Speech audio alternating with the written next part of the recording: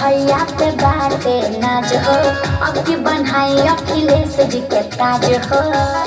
ए सुना तारा, अखिलेश भैया पे बाटे नाज हो, अब की बनाई अखिलेश जी के ताज हो। समाजवाद का झंडा यूपी में फिर से लहराएंगे, समाजवाद का झंडा यूपी में फिर से लहराएंगे। अब की चिंता बात करे, 22 में अखिलेश जी आएंगे।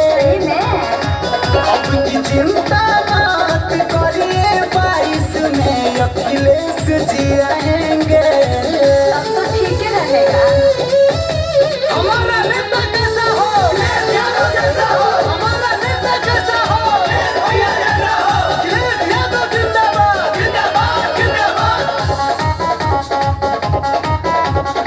जो मोला बंदी होता देश पूरा गोवाता, यह सरकार के राज में केहू नया पुरोई, खुश प्रदेश होई, अखिलेश भैया के काज में।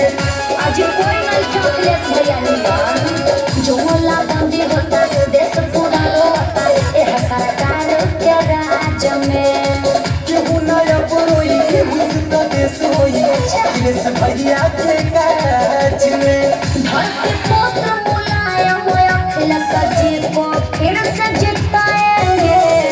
धरती पुत्र मुलायम अखिलेश जी को फिर से जिताएंगे। अरे सुनिए ना, अब की चिंता मत करे, 22 में अखिलेश जी आएंगे। अब की चिंता मत करे, 22 में अखिलेश जी आएंगे।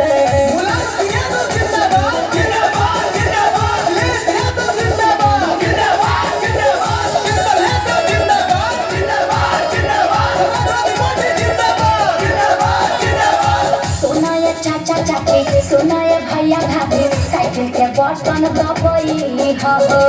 अखिलेश यादव के 22 में भैया फिर से सीएम बनई हो।